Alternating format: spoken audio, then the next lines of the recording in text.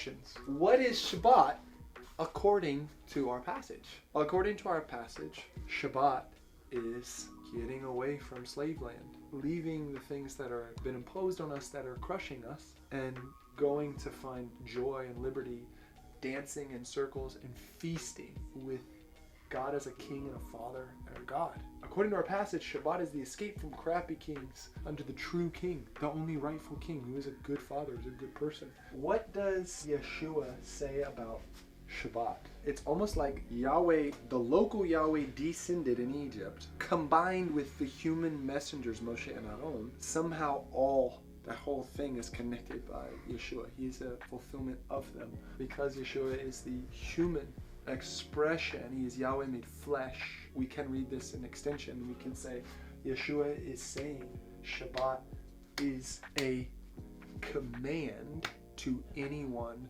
who would try to stop it or impose their order. It's a commanded order from him, the king. It's an inalienable right of his children. It's an indestructible right of his children.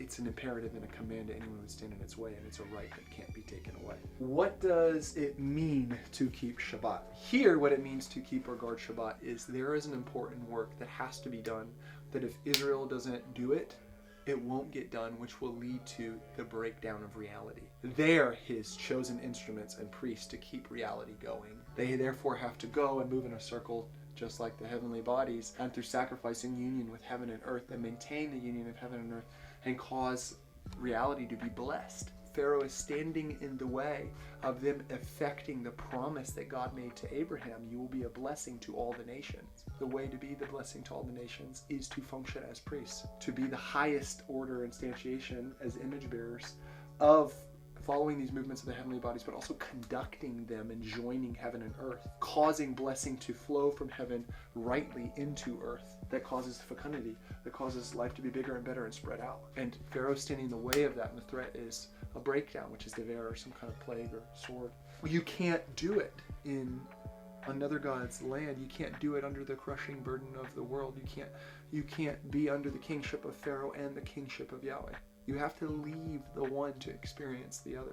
What is work according to our passage? There's competing definitions. We're going to focus on God's. Our work is joining heaven and earth, dancing and feasting in the direct presence of God in a land that is ours, offering from our property what we have as sacrifices in a meal to join together with God while we dance and feast. What is rest? What is rest? According to our passage, rest doesn't look like doing nothing. It doesn't look like that which makes you feel good. Traveling 3 days into the wilderness is not what you guys would probably want to do to feel rejuvenated. So rest doesn't mean feeling rejuvenated. And instead, rest in this passage has to do with where is God's presence, finding where God rests, where God's presence rests, and going to him. The act of going to God to meet with him is part of where rest is. We are rested or rejuvenated through experiencing God where he is resting. What is Yeshua's relationship to Shabbat? He's the orderer of it. He's the master of it. He's the idea man behind Shabbat. According to our passage, he plans it to be at odds with Pharaoh's kingdom. At the outset, he doesn't even leave any ambiguity so as Pharaoh could say, well, they could do it in my land. No, it's mine, not yours. He is the enforcer of Shabbat and the enforcer of making sure Shabbat is guarded and turned to. What does God do on Shabbat? He calls us away from crappy kings to himself. The reason that Shabbat will be eternal in part is because there will be no other competing kings. And in that sense, the curse on Adam will be reversed. We'll actually get to experience only Yahweh's kingship with no intermediary anymore. No crappy king between us and him. And in that sense, all we're waiting for Shabbat is Yahweh. We want him, unadulterated, unending, him. Shabbat starts with God calling us. Moshe. Where are you? Who's calling? Come over here, take your sandals off.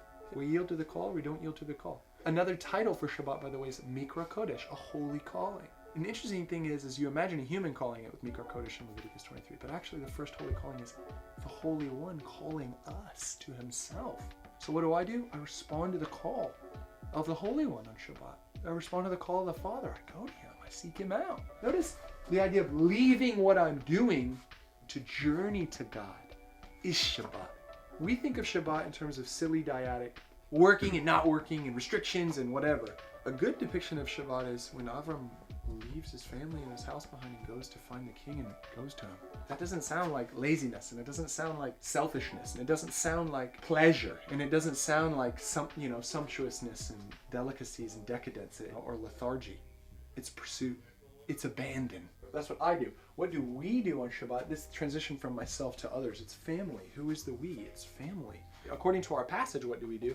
Those who belong to the children of Abraham, those who are in, leave those who are out and go to be with their God who they have access to. So there is already this idea of in and out. What do we do when we get there? Well, we circle up and dance. We call out to God, we listen to God, call it to us, we feast, we face each other, we face God, we become family. And we do it away from the evil eye and the greedy eye of Pharaoh and the serpent. We do it out in the wilderness because God's doing new creation.